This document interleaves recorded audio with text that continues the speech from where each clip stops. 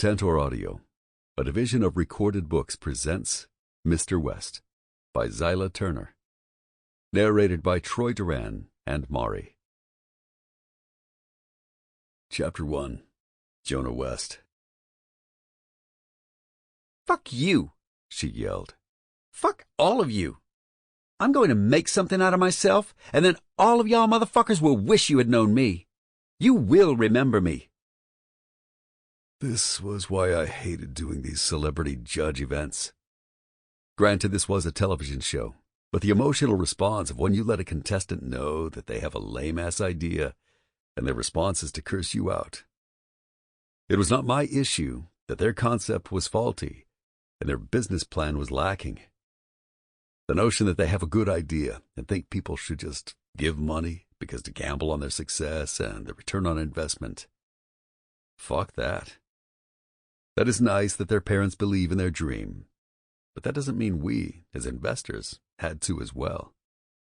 This was not the shit that would make me come out of my pocket to invest in any fucking thing. "If you'd calm down," I interject with the irate woman. She turned those burning hazel eyes on me, and the red that was coming through her complexion told me that she was about to pop out a blood vessel. "If you would just listen to the advice," I told her. "You have two judges that think you have something. Listen and stop being so damn angry.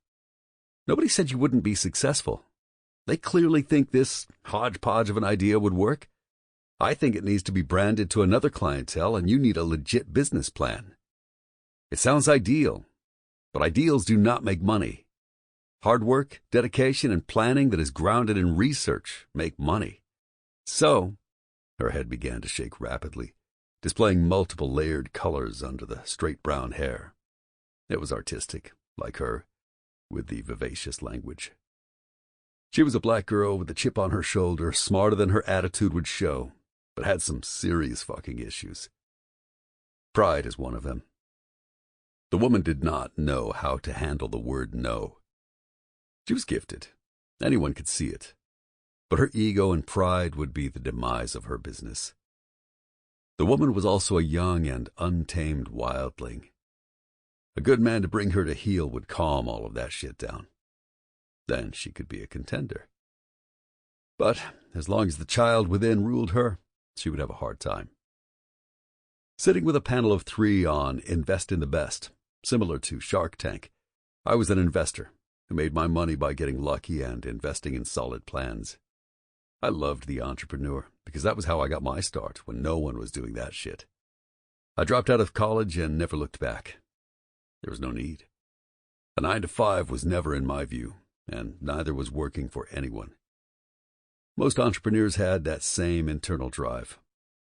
I almost empathized with the young woman before me, because I was like that too, until a mentor of mine swooped down and began to irk my nerves. Young, arrogant, and on a mission, that was me. Clearly I could recognize that in her, but it was in my failures that I saw my greatest triumphs.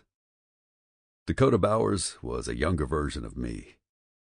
"I do work hard. Harder than any of these contestants up here." She pushed her open hand behind her, where the rest of them were backstage. "I work my ass off and none." I cut her off because I'd had enough. Viewers would think that I was acting like the Simon from America's Got Talent. But little did they know, that was just me. This would air live in a few months, and she would get high ratings for her putting up a fuss. The network needed to make their money, but I swear the other judges backed up as they knew I was the one that said no, that I would be the one to answer. "Your attitude, Dakota." I raised my hand to shut her up and then rose out of my seat. "It's shit. You act like you're the only person that works hard. Get a clue, girl." I pointed to each of my fellow investors, then continued to speak. "We've all got here to sit on this panel and make calculated decisions because we worked our asses off. So did the other contestants back there. You think they didn't work hard? You'd be wrong.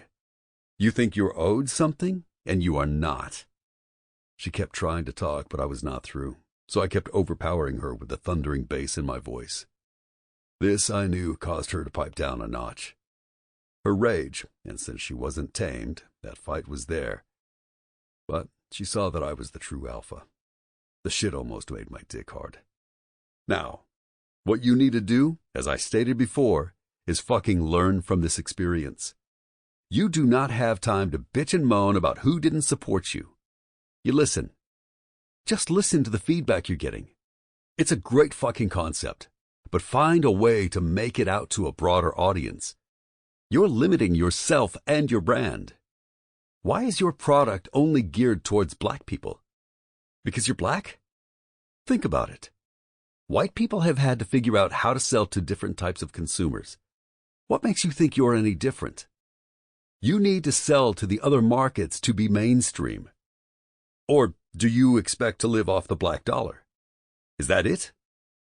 Think about your strategy. It's short-sighted. Just listen to what we're telling you. You don't come out here cussing people out. That is not what you fucking do. You eat the meat, Dakota, and throw away the bone. I was done.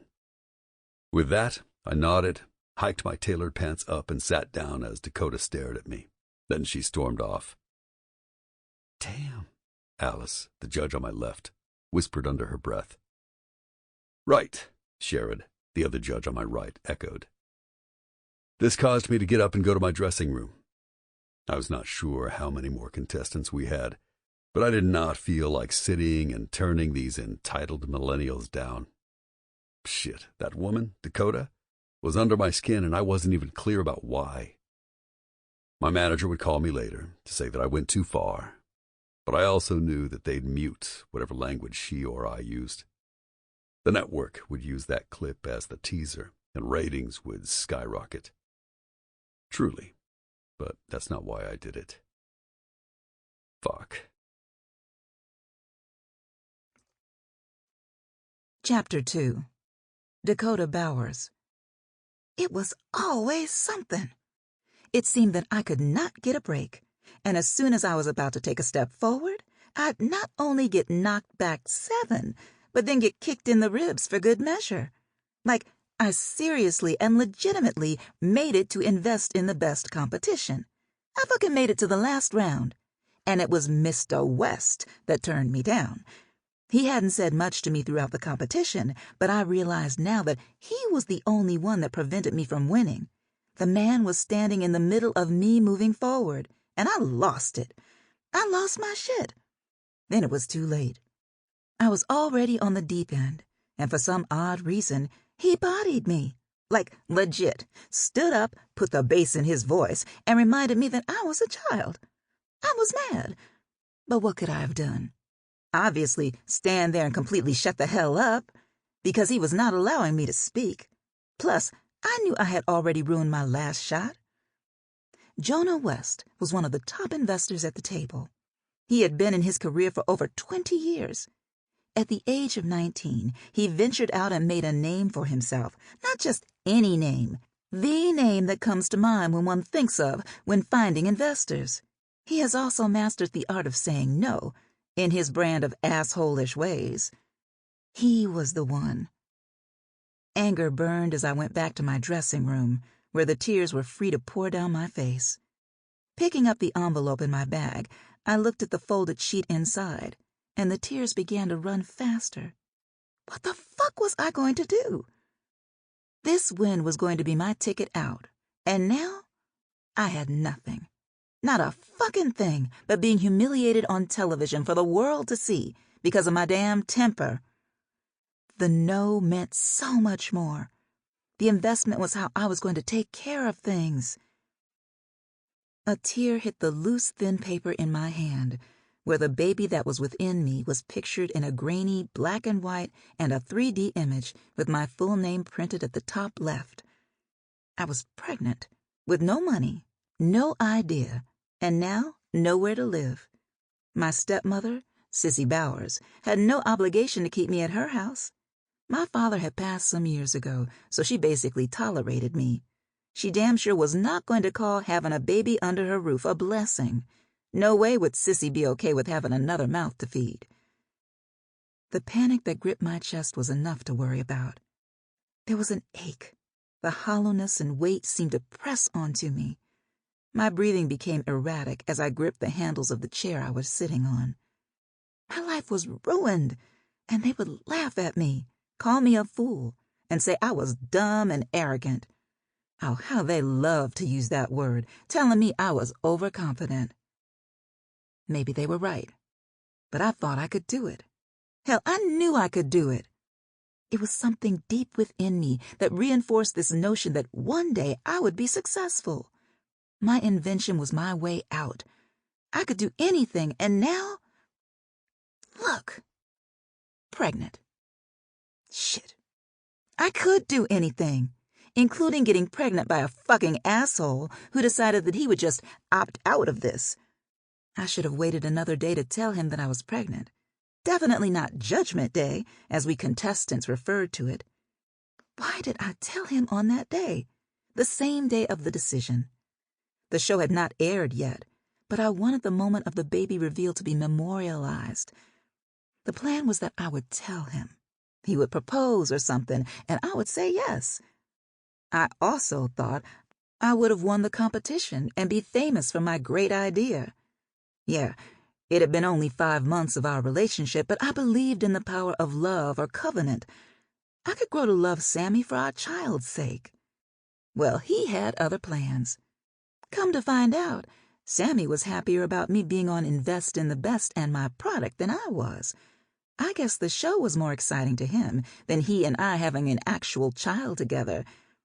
The idiotic question that I continued to ask myself was, why did I engage in this conversation right before the final show recording?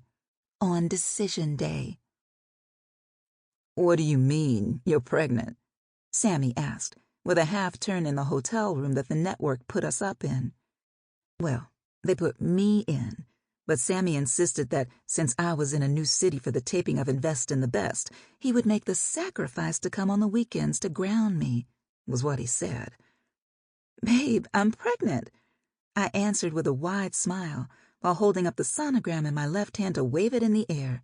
"Just look at it," I said so naively. I could kick myself as I was convinced that if Sammy just saw the image of the baby, that he would be more excited. "No," he snapped, causing me to stop in my tracks. "Fucking pregnant? No. It's not mine." It felt like an anvil from a literal cartoon just dropped on me as I heard those dreaded 3 words. Not Sammy. Not my Sammy. My boyfriend?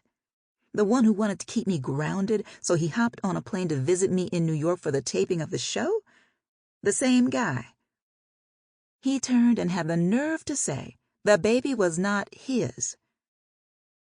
As usual, when I felt like I was in a corner, or when that anvil was lifted off of me, I nearly blacked out. "You son of a bitch!" I screeched, as he raised his hands in defense. "Get your fucking shit out of my hotel room, you freeloading motherfucker! You were along for the ride when you could get what you wanted, but now, when it's time to pay the goddamn piper, you have the nerve to tell me it ain't your bill? You're a fucking liar, Sammy!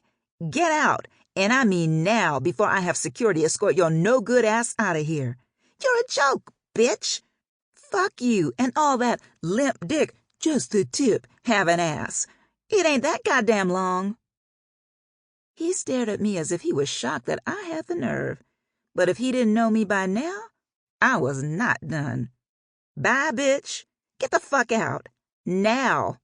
I started screaming again. "Take that fake-ass limp with your punk ass and get out of here. Remember, it's not yours, you son of a bitch. Go on, broke-dick bitch." As instructed, once the haze passed by him, there was no cool Obama limp when he cleared out of my bathroom, leaving all of his shit. Housekeeping could fucking keep it because I'd burn it in a heartbeat. It was all of 5 minutes when he cleared out, and I was left with tears and an hour to get to the studio. Again, why I decided to break the news on that day. Fast forward 4 hours. I was rejected again, and both by men who I had told stories about. In my head, Mr. West could be my mentor. He was a straight shooter, and so was I. That was the thing other contestants said. He and I were alike, so I knew I would be a shoo-in. They said he would probably mentor me, and I guess I believed them. I believed he'd take me under him, and I would have a fucking chance. But yet again, I was left holding disappointment in my bosom, and it burned like hell. It was too hot to hold, but I could not seem to let it go.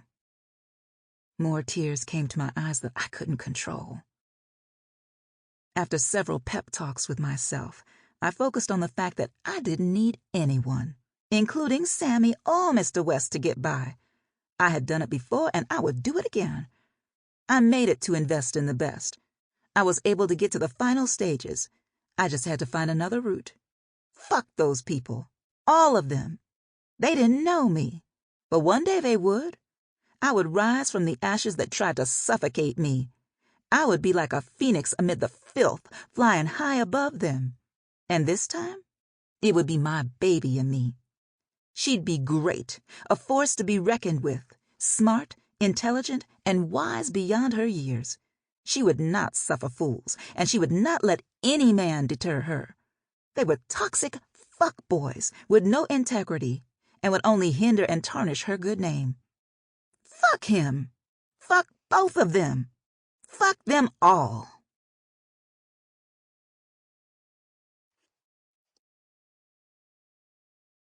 Chapter 3.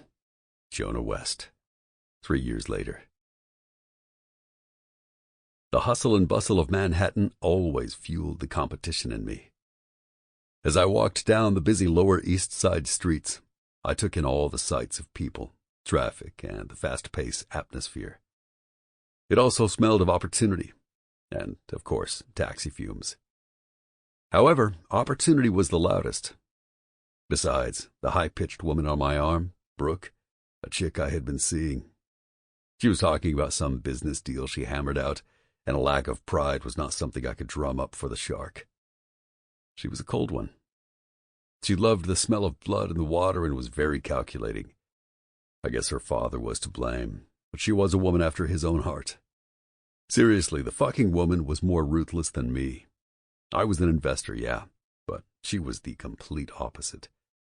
She got off on how to rip people and companies apart. Still, opportunity was in the air. I could smell it. Hell, just reach out and touch it, as it seemed so near my grasp. That was how I survived, or even made it. I trusted my gut. I went with my intuition, and I won every time. Well, except for this woman on my arm. That wasn't intuition. That was my fucking dick, and thinking I wanted a strong woman. I actually did want a strong woman, but not a man, too. I wanted a woman that was independent in her own right, but who had room for me to be a man in the relationship, outside of the bed. I swear, if Brooke could, she might try to flip me over and fuck me. If I was into that shit, I would not be surprised if she wouldn't try it. Boom! Someone hit me. Fucking Manhattan streets, I cursed. Damn it, watch it. I heard a familiar voice. People are walking. New Yorkers, I thought, as I turned around to realize that I was just bumped harder than I should have been. I saw hazel eyes glaring at me on the busy street. I swear, though, time, space, and the rotations around this great sun stopped as we stared at each other. It was Dakota Bowers, living and breathing. When recognition hit her, that glare turned into surprise, then back to a grimace. "Dakota," I called. I think she growled, but who knew in the craziness of New York? It was probably a dog.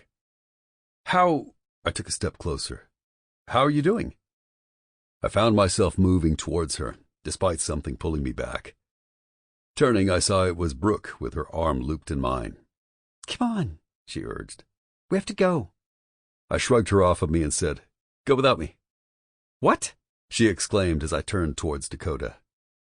Dakota's eyes were on Brooke, but the grimace was still there. "Jonah!" Brooke exclaimed.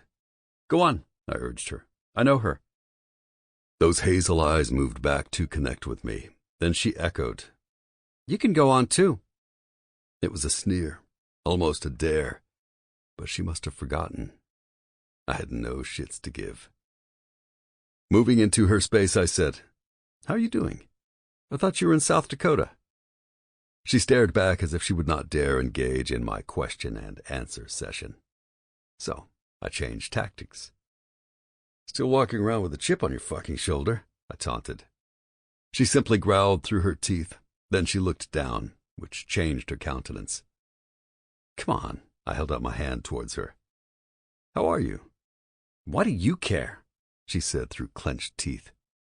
"That's a stupid question," I quipped back. "Of course I care.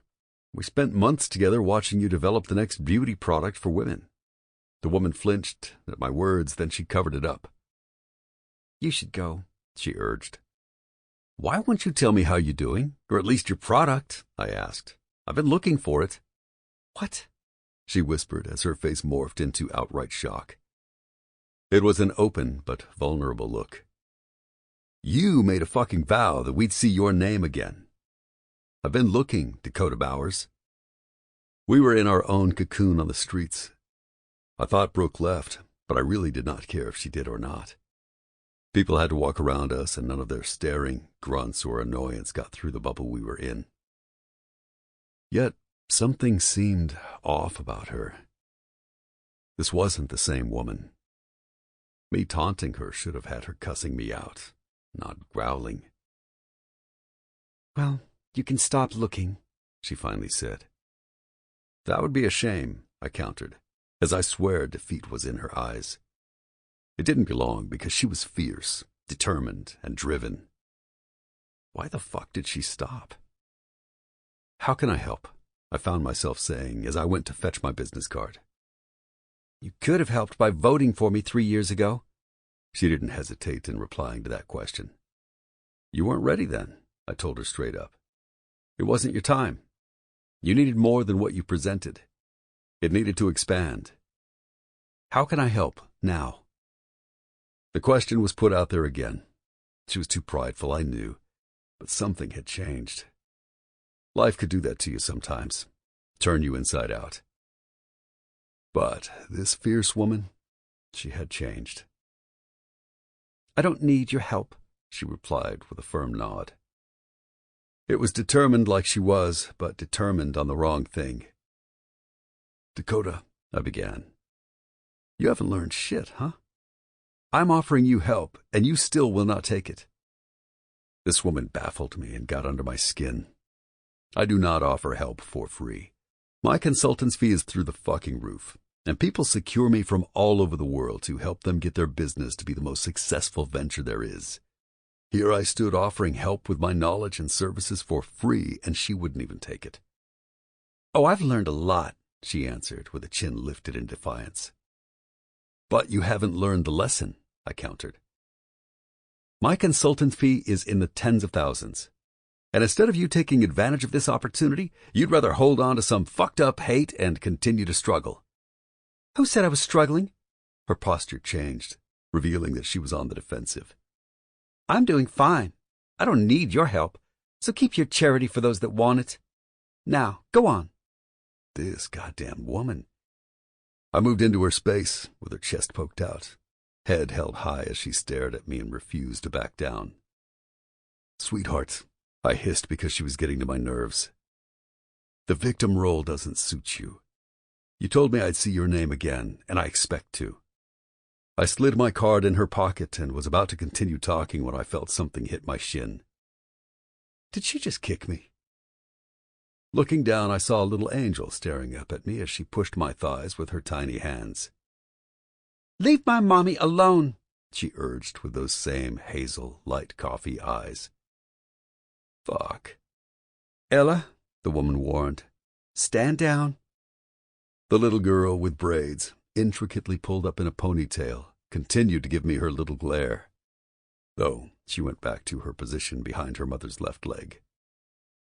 "You have a daughter," I found myself saying. Dakota didn't answer me, as I realized that I was still staring at the little girl. She was a replica of her mother, clearly. Spunky attitude as well. The little tyke had kicked me. My eyes moved towards the woman who still had the potential to get me out of character. "She's beautiful," I told her. Looks just like her mother. This disarmed her, but not for long. Bye, Mr. West. She was still standing her ground, but now it was for another reason. Yeah, I nodded. Dakota, despite what you may think of me and what happened 3 years ago, I am interested in how you're doing, your idea, and would like to help. You have my card, and I hope you let that pride go for just a moment and let someone in. I did, Mr. West, and that only leads to disappointment and letdowns, she countered. Thanks, but no thanks. Her hand moved swiftly down, extending for the little girl. Ella, her daughter, automatically grasped onto the waiting hand, and they turned to leave. It was so natural, like the mother and daughter duo had a routine. Just like that. Use the card, Dakota, I called after them, but she didn't turn around. She wouldn't use it. This, I knew. She was too stubborn. After meeting up with Brooke, I called us quits after the event and decided that the type of strong woman I wanted would be one with a sassy mouth that I could turn sweet. It was a vow, and though I was barely looking for a woman per se, I knew it wasn't Brooke. Something told me that this woman that I needed, well, she didn't want to be found. Yet. Chapter 4. Dakota Bowers. 2 years later. Odd jobs are what I called them. They put food on the table. And though my Brooklyn apartment was right next to the above-ground train, I was proud of what I could do for Ella and me. She went to a high-performing charter school, which was free and elite. She was enrolled in an after-school program that went over her homework and taught her how to use musical instruments and read music. Next year, the plan was to focus on athletics, if that is what she was inclined to do. Her interest at that moment still remained in music, but I wanted her to be well-rounded, so she just did not have only one niche. "Mommy?" she called from the living room, which was only a few feet away from the kitchen. "Yeah, honey?" I answered. "I strongly believe that we need to take the road trip to Canada this summer. This is my final decision."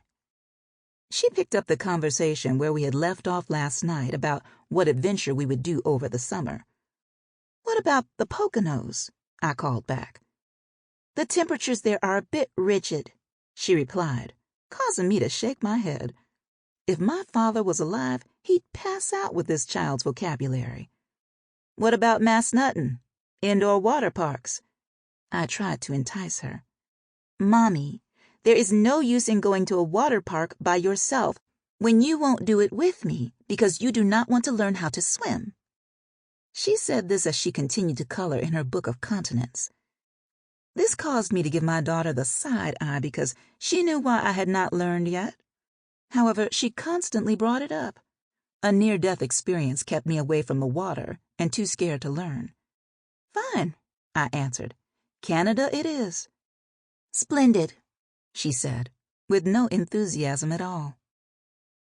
As a mother, this bothered me because she was making rational decisions at the age of 5. She was smart and independent, but I still wanted her to be a kid. I would make it up to her. I promised myself this every chance I got. One day, we'd go to Disney World. This was where her classmates went on their vacations. They spent summers far away, and we were taking road trips. She had no siblings, and I didn't allow any fraternization of friends outside of school. I didn't know those people who were in their houses or anything. We kept to ourselves, Ella and me.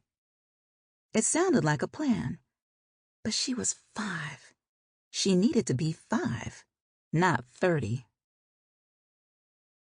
It was time for us to go to school. We had the Echo Dot with preset alarms to signal when we needed to get going. The third chime meant Ella should be ready and by the door. She was there, as usual, with her school uniform and Doc McStuffin's backpack on, waiting patiently. Once I dropped her off at the front of the school, I caught the train to my job. It was temporary employment, but they all were. Making a few dollars above the minimum wage, with no college degree, I did not have a lot of choices. I thought back on my entrepreneurial days and nearly choked with laughter. The coming of Ella blew that out the water. Sample complete. Ready to continue?